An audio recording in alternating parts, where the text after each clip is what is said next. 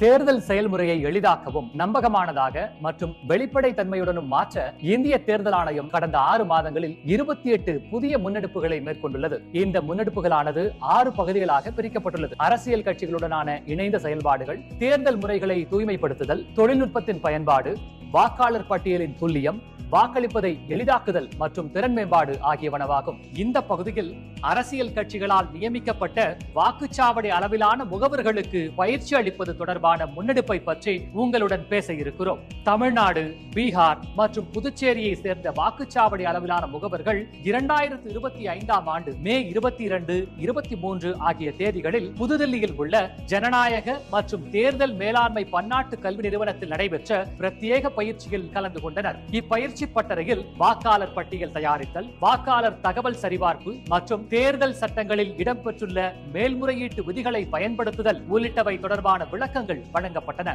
தமிழ்நாட்டைச் சேர்ந்த 254 வாக்குச்சாவடி அளவிலான முகவர்களுக்கு இப்பயிற்சியில் பங்கு கொண்டு பயன்பெற்றனர். அடுத்த காணொலியில் இந்திய தேர்தல் ஆணையத்தால் மேற்கொள்ளப்பட்டுள்ள பிற முன்னெடுப்புகளை பற்றி காண்போம். இதுபோன்ற இந்திய தேர்தல் ஆணையம் தொடர்பான மேலும் புதிய தகவல்களுக்கு எங்களது அனைத்து சமூக ஊடக தளங்களை பின்தொடரவும் மற்றும் சப்ஸ்கிரைப் செய்யவும்.